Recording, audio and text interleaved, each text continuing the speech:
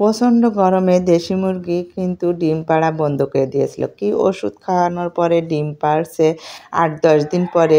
কিভাবে ব্রয়লার মুরগি বেশি দিন রেখে ওজন বৃদ্ধি করে লাভবান করে বিক্রি করলাম, সেই ভিডিওটি আপনাদের সাথে শেয়ার করব। আর ১০ দিন থেকে ১৫ দিন পর্যন্ত হাঁসের বাচ্চার কি ওষুধ খাওয়াচ্ছি সবটাই সম্পূর্ণ ভিডিওটি দেখলে আপনারা বুঝতে পারবেন। প্রিয় দর্শক, আসসালামু আলাইকুম। যে যেখান থেকে আমার এই ভিডিওটি দেখছেন সবাই ভালো আছেন ও সুস্থ আছেন। আশা করি সম্পূর্ণ ভিডিওটি দেখলে আপনাদের ভালো লাগবে। ভালো লাগলে চলেন নতুন ভিডিও শুরু করা যাক।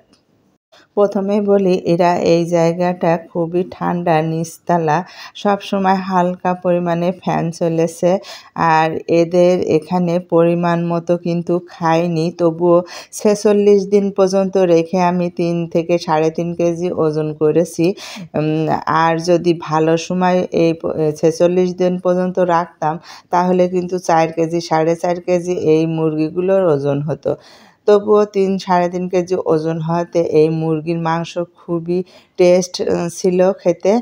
আর এই মুরগিগুলোর চাহিদা আমাদের এখানকার বাজারে খুবই বেশি। আর বেশিরভাগ মুরগি আমি বাসার উপরে সেল দিয়েছি ভালো দামে। এই জন্য আমি বেশ কয়েকদিন ৪৬ দিন পর্যন্ত যে মুরগি রাখার কথা ২৮ থেকে ৩০-৩৫ দিন সে বেচতে আর সেই মুরগি আমি রেখেছি ৪৬ দিন।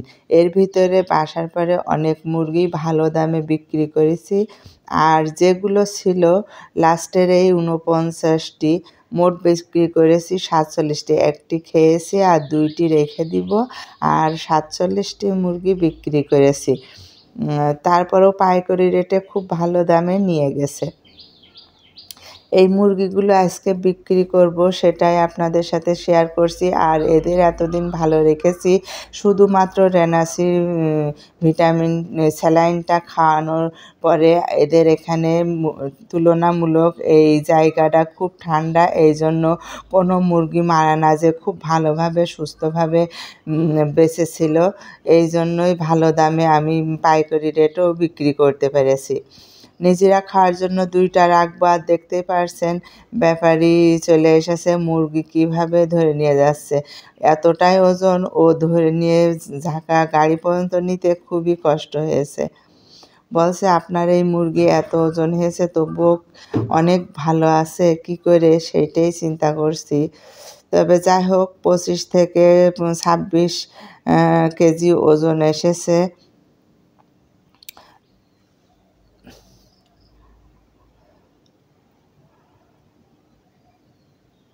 আট ১০ পিস মিলে ওজন করছে।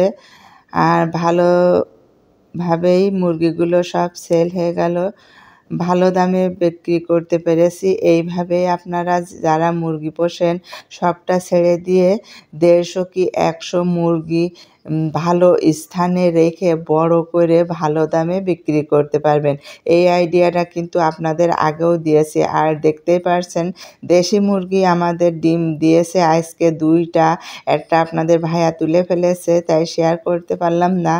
আর ইসেল এই ভিটামিনটা এদের খাওয়াইয়েছি ১ মিলি ওষুধের সাথে ১ লিটার পানি মিশিয়ে খাওয়াইয়েছি। আশা করি এই ওষুধটা খাওয়ালে আপনাদের মুরগিও ডিম পারবে। আর আমার মুরগি সুস্থ সবল খুবই ভালো থাকে। আর এখানে ছাদে ছিল, এখানে নিয়ে আসার পরে সবসময় ফ্যান ওদের দিই। আর এই যে আমার হাঁসের দল, আল্লাহর রহমতে সবাই ভালোই আছে আলহামদুলিল্লাহ।